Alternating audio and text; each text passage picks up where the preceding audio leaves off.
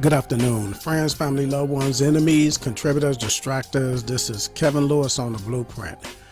And this week's show is called Loyal to a Liar. And I appreciate everyone that's able to show up and catch this broadcast. When I'm talking about loyal to a liar, when you talk about being loyal to anything or to anyone, loyal means giving or showing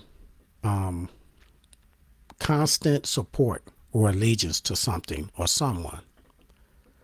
And the other part is a liar is someone who continues to lie. You label them a liar, not a person that has told one lie.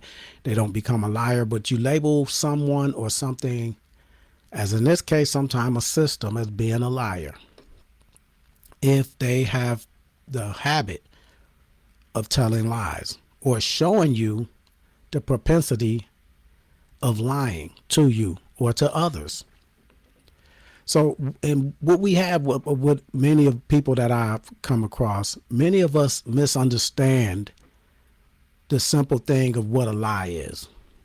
Many people would say, if I say, well, what's a lie? And people will say, when you don't tell the truth. That can be a lie, but that's not what a lie is. The opposite of truth, when you say something when you don't do something that makes it something else, that means that is the opposite. The opposite of truth is falsehood. Something that is false is not true. That is the opposite of truth. And this is important because I got into a conversation with someone, and the verbiage that was used about someone that had a different belief system, the brother was saying, well, those brothers be spreading lies. And I thought that was a harsh and a wrong thing to say. I'm like, if you don't agree with what they're saying, that doesn't make it a lie. Or if what they're saying is not true, if what anyone is saying is not true, doesn't make it a lie. If that's the case, when you take a test and you get the answer wrong, they will say that you lied. And that's not what happens. That means you got the wrong answer. If it's not right, it's wrong. If it's not true, it's false. The real definition of a lie is an intent to deceive. And this is what I got into the discussion. I'm like, brother, if they believe in what they're saying, then they are not lying. They're not trying to deceive you. And it may be deception to you because you think it's wrong, but they're not, in their minds, in their hearts, they believe that what they're saying is true, and therefore that is not a lie.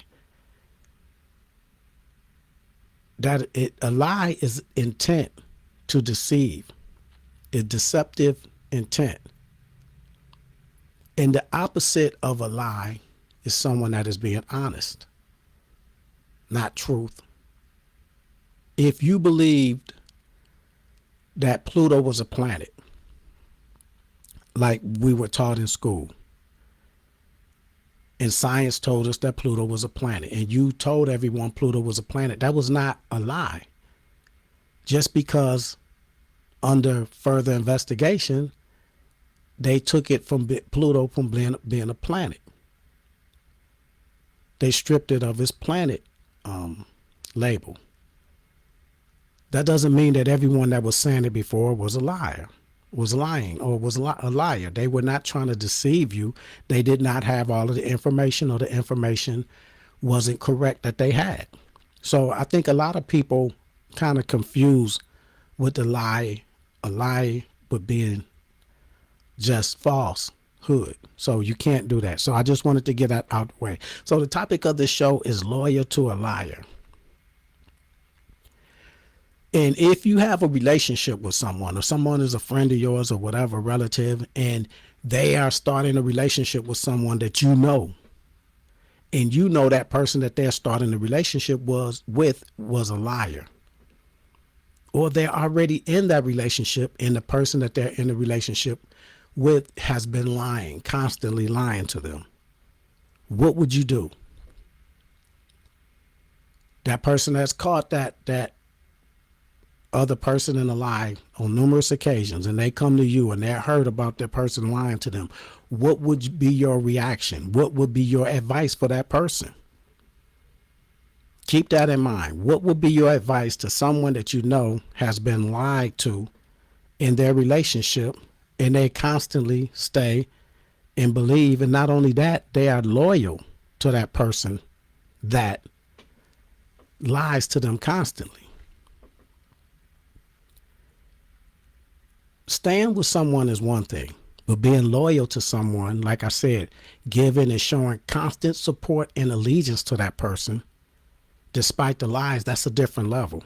And I'm going to submit to you this: no one believes in you more and is more dedicated to you, more loyal to you than someone that has been used by you, abused by you, mocked, spat upon, told to anyone that would listen that this person is, that you were ugly, worthless, lazy, and that person still loves you and embraces you and believes you will somehow someday change your ways. That person is dedicated and loyal to you. Unequivocally, they are dedicated to you. If they have been mocked, they have been abused, they have been spit on publicly, told to everyone, this people, they're ugly, he's ugly, she's ugly, worthless, lazy, all of these things that they're labeling you with, and you remain loyal to them, you are two things. You are a total idiot and a total fool, or being foolish. And any friend of yours will let you know that. Not only is this person a liar to you, because a liar could tell you good things and still go out and do what they're going to do, how they're going to do it, and you ask them, well, where were you at? And they lie. Or a liar can treat you well. But I'm talking about a liar that doesn't even treat you well. And if you're loyal to a person that constantly lies in your face and you know that they're lying and they abuse you and they talk negative to you publicly and has done so and talk negatively to you to others, that's a special kind of loyalty, if you want to call it that. So let's say that Black America wrote a letter to this country that we are so loyal to. And I'm going to read the letter that Black America writes to America. She says, like, you wrote me a letter of to constitute how much you care about me. And in that letter that you constituted, you said that you would care about me more than you have. And you would care about me like you care about a member of your family, every other member of your family. And you would treat me the same way as you treated all of your loved ones. You promised not to sit back and allow them to continually abuse me and hurt me. But again, I cry because I get hurt. Even as I demand to be respected. And I argue with you in your courts to treat me right. And I sat back and watch you welcome strangers into our home and watch you treat them better than you have ever treated me, and embrace them better than you have ever embraced me, because I remain loyal. I celebrate your birthday just like everyone else does, and all your special occasions that you call holidays. I sing your song louder and prouder than anyone has ever done. And sometimes even with tears in my eyes. For I am loyal to you. I run your errands around the world to get you gold in the Olympic Games. I run your errands here on the field and on the court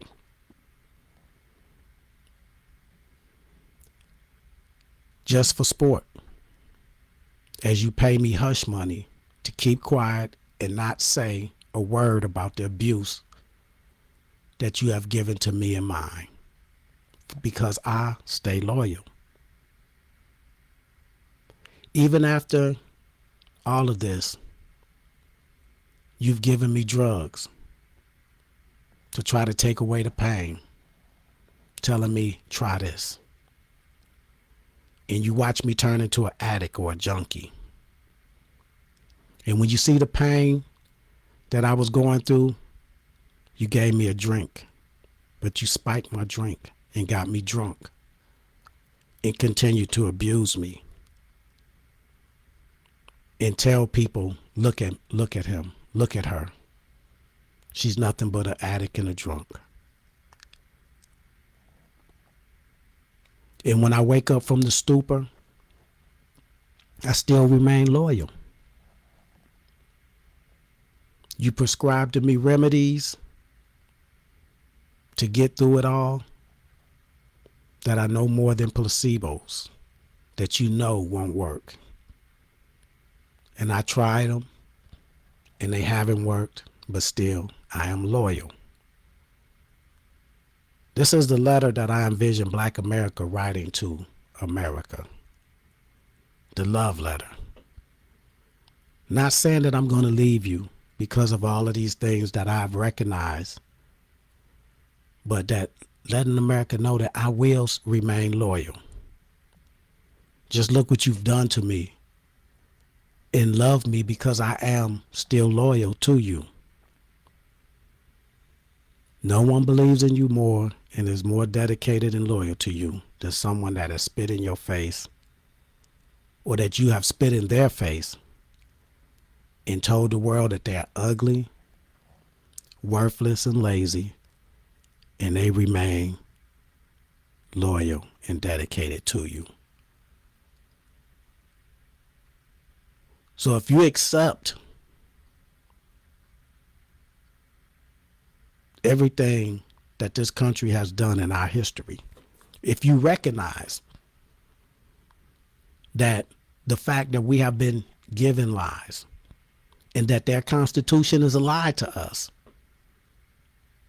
The Constitution is a beautiful piece of literature, but it's not true. It's just like reading a book that's fiction, or watching a TV show. It could be beautiful, but if it's not true, it just makes you feel good. The Constitution for Black America is not true. Not for us. It's fiction. In fact, it's not just fiction. It's sold to us as truth. Therefore, it's nothing to us but a lie. It is a article of deception for the Black community. It is not meant for us to have the fruit that it claims is for all of its citizens. And if we realize that, and we have to basically realize that, because if you look at our future, this is what we have been fighting for. This is what all our movements have been about. This is what our leaders have been slain over. It's what our leaders and organizations have gotten together and tried to rectify. Therefore, if you are taught about all these things as far as what America is about, in America the Beautiful, then you have to understand that you're dealing with a habitual liar that has lied to you. She may not have lied to others, but she has lied to you and your people. And if you recognize the fact that you're dealing with a habitual liar, and you still have these people that are loyal to this liar, then you have to look at them in a certain way that you would look at one of your friends, one of your family members that is an abuse victim that stand loyal to his or her abuser, and believing the stories of a habitual liar. When we understand that we were taught in school by a habitual liar, I was taught in school by a habitual liar. My parents were taught, my grandparents were taught in school by a habitual liar, up until the point that we were able to go to their schools. We have been told and sold a bunch of lies. And still we send our kids to this habitual liar to learn. I sent my kids to a habitual liar to learn. I'm not separating myself from any of this commentary. This is what we have done, and this is what we continue to do. And this is why we are lacking in finding solutions of recovery from our state in this nation. This is why it's repetitive. Each generation remains lost. We have yet to find a remedy of recovery. We have yet to find the solutions. Even if we have found the solutions, we have, as a community, not engaged in the effort of enacting those remedies or solutions. They have made us comfortable in sitting back, ergonomically comfortable, sitting back and watching our demise, watching the destruction of and deterioration of a village that we say it takes to raise our kids. We've sat back and got comfortable. Ergonomics is being comfortable. We have gotten used to being comfortable watching them debilitate our village. We have no village to speak of that's going to raise our children. That village is dilapidated, drug infested,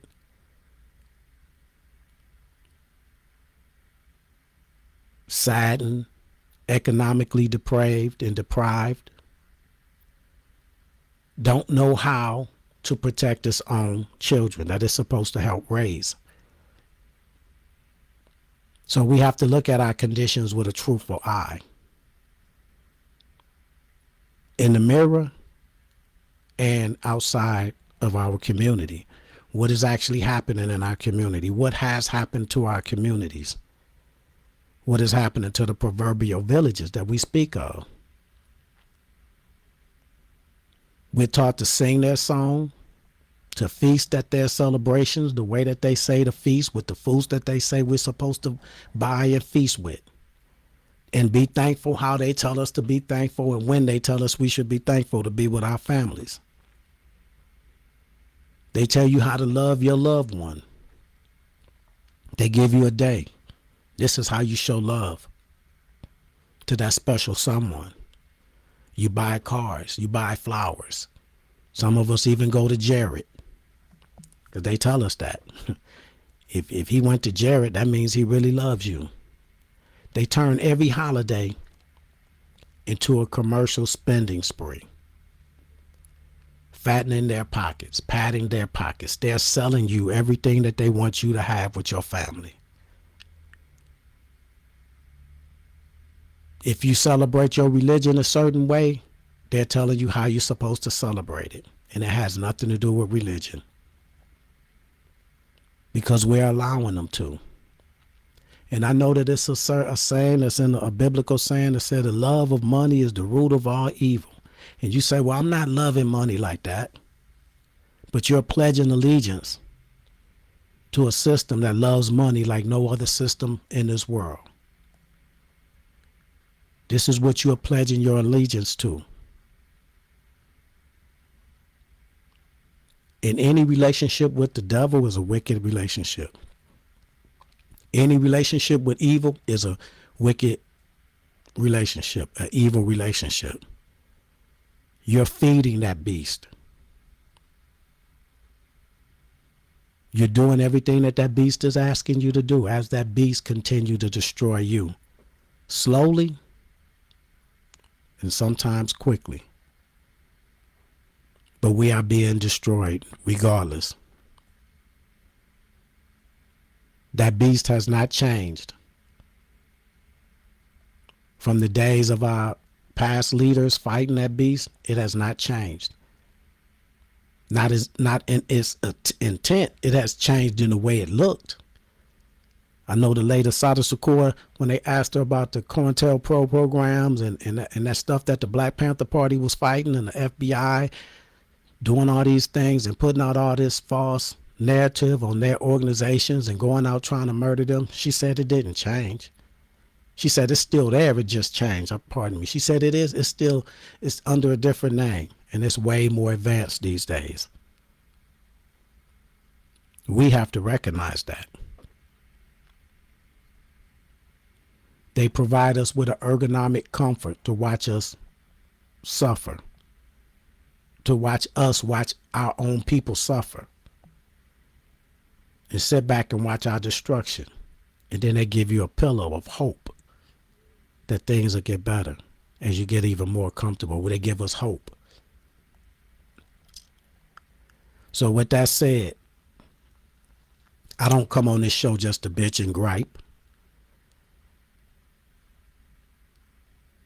The last two shows I had, these are interlinked. The first one a couple of weeks ago was called ELE, Evolutionary Level of Extinction. This is the level of extinction that I think we're going through and going to if we stay on the course that we're going on. And the system has given us a course, and we have taken a course of destruction that's going to be generations down the line. And if you think in recent history you don't believe a people can become extinct, now I'm not saying all black people, but I'm talking about Black America. You look at the Native Americans. How many of you have seen a Native American in the last 30 days? And how many have you seen if you have saw some? There are people that is almost extinct. They might as well be extinct. You hardly see them anymore. When you see animals that used to be in your territory or around your cities and you don't see them anymore, it used to be jaguars in Texas and they basically wiped them off the map. It used to be brown bears and they basically wiped them off the map. You hardly see them. They become an endangered species. The Native Americans, if they did that with people, they will become an endangered species. Black America, if we keep being on the road that we're on, the road of destruction, evolutionary type destruction, which means it's happening, but you can't see it happening. It happens over years and decades and basically a century or 2 or 3 centuries. It's going to a place of destruction. And sometimes we can't see it in a generation. And it takes a bird's eye view. You have to stand back and look at where you once were and where you are today to understand what's happening. And if we can't see it, it doesn't matter. It's happening regardless. The last show that I was talking about, ergonomic destruction, meaning being comfortable. They make us comfortable, or they make it uncomfortable for you to speak up and to speak like I'm speaking now. They make it uncomfortable for you. This show started late because I couldn't go live. All of a sudden, it's hard for me to go live on social media, something I've been doing on this show for the longest, for 6 years or so, every week, or basically every week. I've been threatened on this, social media, threatened that they were going to cancel my ability to go live because some of the content may be, offensive or whatever they consider. For every reason, and I've dealt with that. And I understand why I will have to deal with that, because we don't have our own platform that I could do and go live that many of us are using to be able to reach me or reach others that's like me, that speaks his mind or her mind about the system. This is how they use ergonomics against us, because they make it uncomfortable. When you're uncomfortable in your bed, you turn and you toss and you grab an extra pillow, you fold your pillow, you get comfortable. When it starts getting too hot, you take the cover off or you turn the fan up higher, the AC or whatever. If it's starting to get too cold, things are not comfortable, you make changes. They want you to change if you're doing something that makes the system uncomfortable. They will make you uncomfortable in what you're doing. I have people say that they ask me, like they get a message saying, does this content make you feel uncomfortable? They want other people to say something so that they can say they have a reason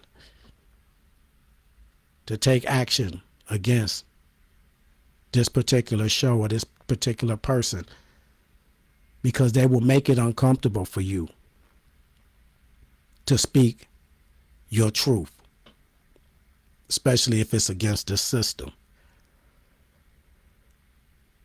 And it's very comfortable for you to do nothing, to sit back and relax and watch it happen, or to watch a ball game and not worry about what's happening in the community, to watch a movie, to watch a documentary instead of worried about what's happening in your community.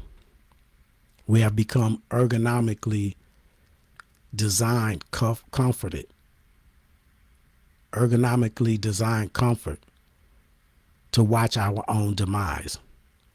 And if you speak up, if you step out of line, if you on that playing field, that basketball court, that football field, the baseball diamond, whatever it is, and you speak up, they're going to make you pay. And it is not new. The brothers that's on that wall, they had to pay severely for that protest that I have on my wall. They had to pay. They lost everything, even though they won medals for this country. That display of saying, we want y'all to know what we're going through back home, on the biggest world platform at that time. They paid dearly for that. All of our leaders have been paying dearly for creating organizations, for Black Power organizations to stand up and speak out. They were being assassinated. Anything that you could think of have been happening to our leaders. Incarcerated, smeared, slandered, so that we don't believe in them. That's not a comfortable place to be. If you take a knee and you have an NFL job, they'll make it to which you can't work anymore. And many of us sat back and allowed it to happen with no repercussions. Even if you don't turn off the game, you can still do something to let them know that I'm not happy with that.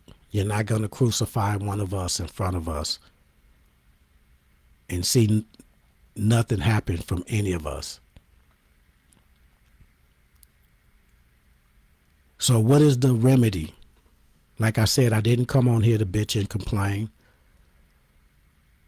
What is it going to take for us to escape the vice grips of a wicked relationship that we have? An abusive relationship that we're in. To me, it's going to take a mass exodus of epic proportions within the Black frame of mind. Not us getting on a boat or ship trying to leave. No, we're going to have to leave the mindset that we have. Exit this mindset that we have been taught in our schools by some of these leaders that have been taught in the same manner. It's going to take a mass exodus. That's going to be generations away from this generation. Because my generation is just about gone. Many of us could try to teach the younger generation, and that's what we should be doing. I have no time to read fiction in my library. I have very little time, unless I'm just trying to entertain myself and give myself a break, to watch fiction, movies. That's not taking up a lot of my time. I have very little time to watch games like I used to. Today in Kwanzaa, or yesterday, I take that back, I'm sorry, yesterday was about self-dedication. And I went to a Kwanzaa ceremony and they were talking about the days of Kwanzaa and explaining it to those. And I don't care how the day started. You know, it trips me out because I saw someone post about the black organization that started, which was the US organization. They was enemies with the Black Panther Party, but a lot of this stuff was influenced by the government. They were sending information to the Black Panther Party about this other organization. This other organization was receiving the same type of information, saying that the Black Panther Party was plotting against them. They set them up to have a war. The US organization started Kwanzaa, the leader of the US organization, for whatever reason. I don't care. And I had somebody say, well, that's why I don't do this Kwanzaa thing. And if you learn each day of Kwanzaa and what it's about, unity, pooling our resources together, self-dedication, it's nothing but good intentions with each day that we don't recognize and celebrate. Even though if you celebrate Christmas, it doesn't interfere with your Christmas. It doesn't start till the 26th and it ends on New Year. But if we hold those principles tight in our community, then our village will grow. It will give us remedies. I hear people talk about the Willie Lynch letter and all these things, and they ask, do you have that book? And yeah, I have it, and I let them borrow it, and they'll buy out into it, but it's not really, it wasn't what it's portrayed to be. The Willie Lynch letter is not a true letter as far as I have read. Linguistically, it doesn't go back to that time. They're using terminology that didn't exist at that time. Therefore, that was something that was written later and wasn't what it is supposed to be. But that doesn't make it that doesn't make it less valuable as far as I'm concerned, because those things are still coming into play as far as the conquer and divide. They make us divide ourselves on different aspects of our community. Older against younger, younger against older, men against women. You see it come into play. So to me, that's a valuable piece of literature, whether it's a valid piece of literature as far as what they present it as. Many of us sit there and we had our Thanksgiving dinner last month, and that day is not what it's presented as, but we don't care. So with Kwanzaa, people come on there talking about, well, this is the person that started it. But how is it good for us? Is it a remedy? That's all I care about. But as far as I'm concerned, it's going to take a generation that has been taught by a parenting generation, in the values that we need to instill upon our kids. I don't think it's going to be the next generation. And hopefully the next generation will raise a generation that won't want to celebrate a liar's holiday, especially if it's about a lie. It's going to be a generation that's going to understand the value in having your own school system and start in building its own school systems. Systems. To see the value of that the family household, the man and the woman, and having a healthy child, and to understand the value of that. That's more valuable than your ego or your lust. And when that generation comes up, that's when I believe that we will have the remedies that will be developed by that generation to fight against this beast. We are not there now, but we have to develop those teachers that's going to, I can't teach you if I can't reach you. If you're not going to be responsive to my efforts to reach you, then it's going to go nowhere. We can't teach anyone that we can't reach. It's going to take another generation and another generation under that's going to be able to reach the generation coming up that's going to instill those values. I put that in the mind of the biblical story of the children of Israel. Whether you believe in the story or not, with Moses, the Exodus story is what I'm talking about. And they're coming from a place that enslaved them or made them laborers or whatnot, and they incorporated or imprinted their religious beliefs upon them even though they were a people that were supposed to have their own religion, but they didn't. They were brought up in Egyptian schools and everything like that. They had someone that was supposed to take them to their own land and their own place. And this is what I'm saying we have to do mentally. Take ourselves to another place mentally. Get away from this place's holidays and celebrations and the way they go about teaching you to do things, about marching and don't be disruptive and revolutionary, all these type of things. They're stripping away your history, and we didn't have a full history anyway, so they stripping away a little bit that they gave us. They're stripping away crumbs from our plate because our history is a lot more than that. We just have to go out and learn that on our own. We can continue to learn that on our own.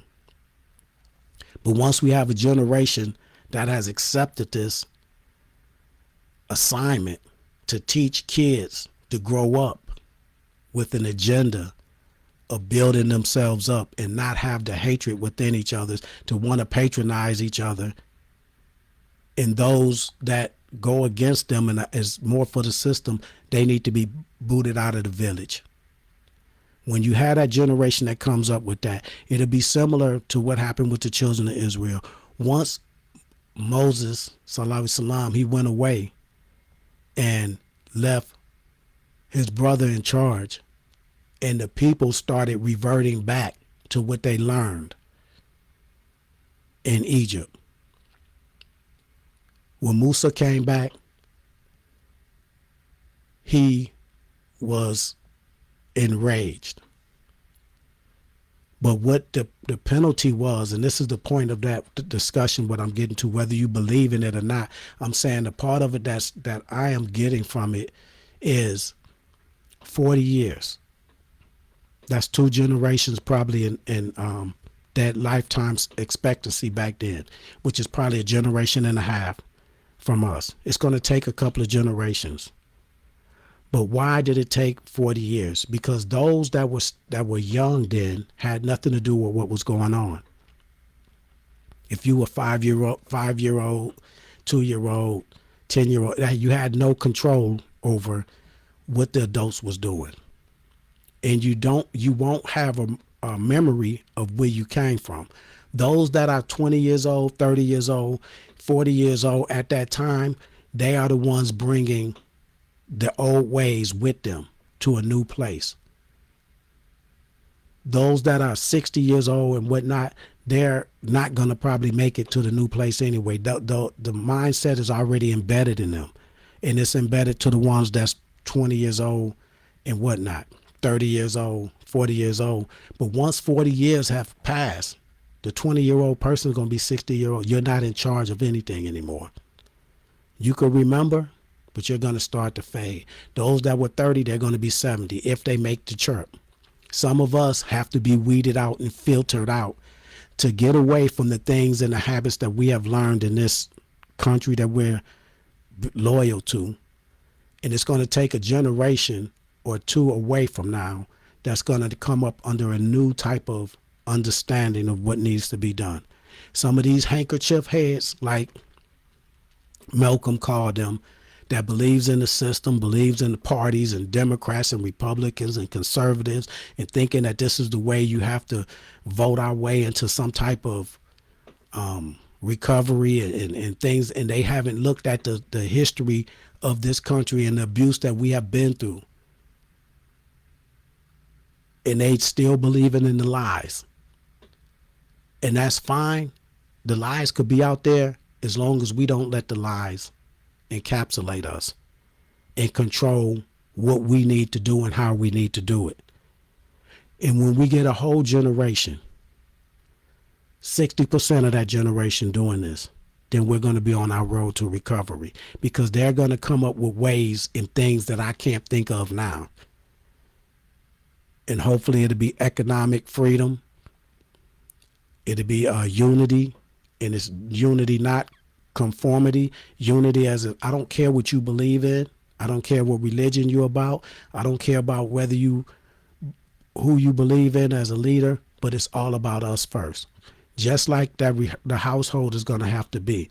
It's not about my ego. It's not about your ego as a woman. It's about our future as a people and our child. I am not going to leave my child behind over lust or anything else outside of my household.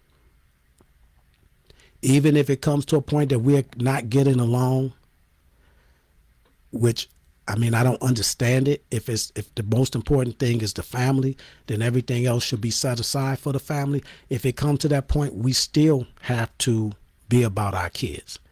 When we start having generation that comes up and believes in those things wholeheartedly, and that village gets strengthened, and that village becomes a place and a sanctuary that will protect our kids, this is what I believe will help our people survive in this country and not be on the evolutionary road of extinction. I appreciate all y'all that showed up. Kevin Lewis on the Blueprint. Hopefully I have a better show for y'all next week. Peace.